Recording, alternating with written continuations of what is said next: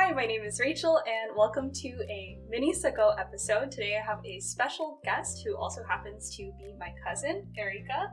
And today we are going to be talking about all of our favorite Noche Buena foods. What do we have today? Well, today we have some staples that I honestly remember growing up with. Every single Noche Buena, these are on the table. We have queso de bola, which is actually one of my dad's favorites as well. Pan de sal, this one was baked by my mom, which is also very common. She always baked pan de sal every Christmas. And we also have Hamon, some ham, cured ham.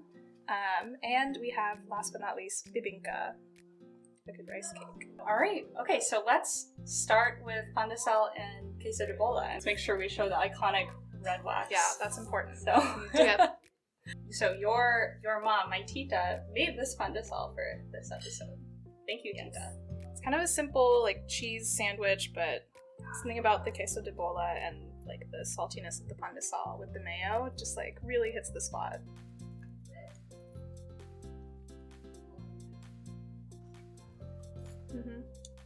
We would always have this sitting in our fridge. Just every time I'd go to open the fridge, there'd always just be like a little red wax ball in the corner that I know would be like waiting for Christmas to open it up. And then once the Christmas season hits, we're like eating it as snacks, especially like in the afternoons when we have all of the extra pan de sal that my mom made. We'd make kind of like a grilled cheese sandwich where you toast it a little bit. This is what we would use all the time for that. What are you always looking forward to at Noche Buena? Especially when I was younger, getting to stay up until midnight and then continuing to be up until like 2 a.m. when we normally would go to bed at like 10. It felt like a special like exception, a celebration.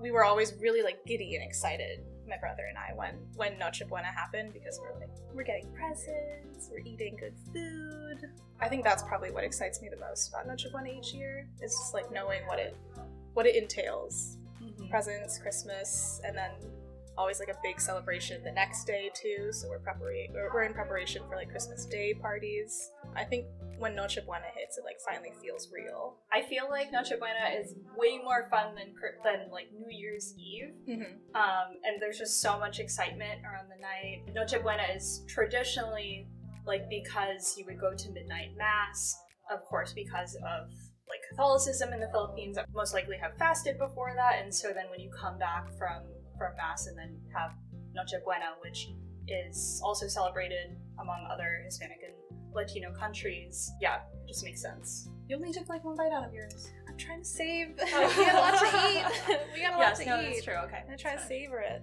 So next, we have my personal favorite, Hamon, cured ham. This is always what I look forward to every single Christmas. I'm so excited for this, and your mom also prepared this ham. It looks like super good, so I've been waiting. I know, it smelled really good when she was making it earlier.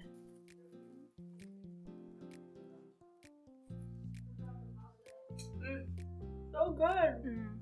It's like the saltiness of the ham, a little bit of sweet from the brown sugar.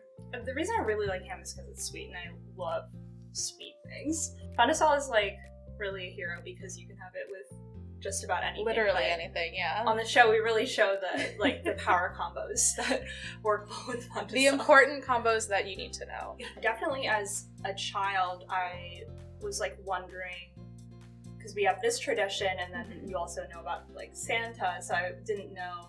Like, I kind of thought Santa for some reason came at midnight, and like, oh, we're still up, like at 2 a.m, so I didn't really know, when is Santa coming? Because we both come from, predominantly like white suburban communities. So did you growing up realize or know that the way that you celebrated Christmas Eve was different from people that you went to school with? For sure. I definitely was very aware that this kind of tradition was not common among my friends.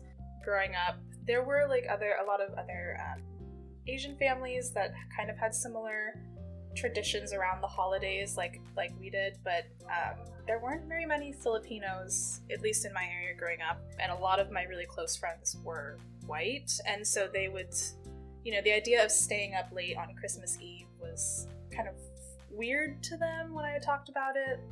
The Santa thing came up a lot. They're like, oh, but doesn't Santa come at midnight? And I go, I don't know, I guess maybe he comes at like 3 a.m. for me? I'm not sure. He just comes back to get yeah, all the he loops Filipinos around. after. Yeah, he loops around afterwards because he knows that we're doing our own thing. So we had a whole like family heritage unit, I think in 2nd or 3rd grade, where we would draw out what our holiday traditions were.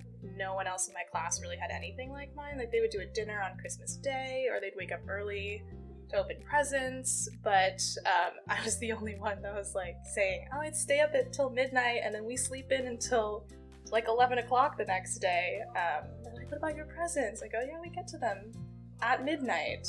But I think a lot of people were kind of jealous that I got to open my presents really early. Sometimes people would say that they can open one on Christmas Eve and then they open the rest on Christmas morning because like Santa has brought your presents. Yeah. But like we opened all of our presents on Christmas Eve, so literally all of them. before Santa has arrived.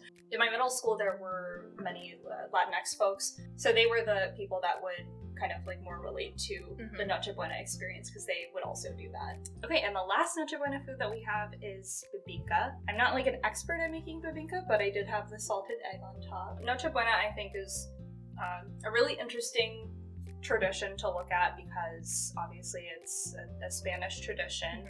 And the first 2 things that we ate were very much like from colonizing countries. Rice cake is something that is indigenous and native to the Philippines, and so I think it's really interesting that you have like a whole spread of foods coming from different countries, and then bibingka and rice cakes are something that have been in the Philippines for a really long time, even before colonization.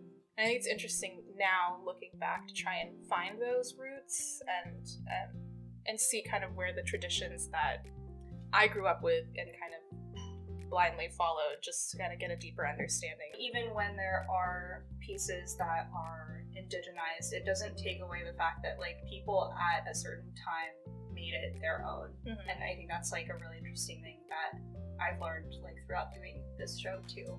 Erika and I have a shared experience about Noche Buena and Pasko because we, when we were kids, spent the first Pasko in the Philippines together because our moms are sisters and we went to the Philippines. Can you talk about that experience of having Noche Buena in the Philippines for the first time? Yeah, I think all of the excitement and emotion that I would feel doing it here in the States was like magnified.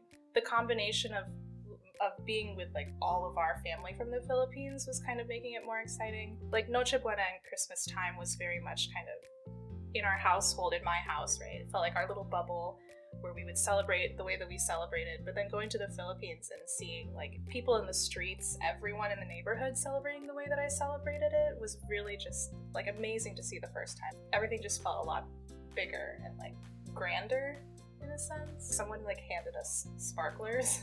Yeah. And we were running around with sparklers like inside the house too. I always remember the macaroni salad that was at that Noche Buena. It's so good.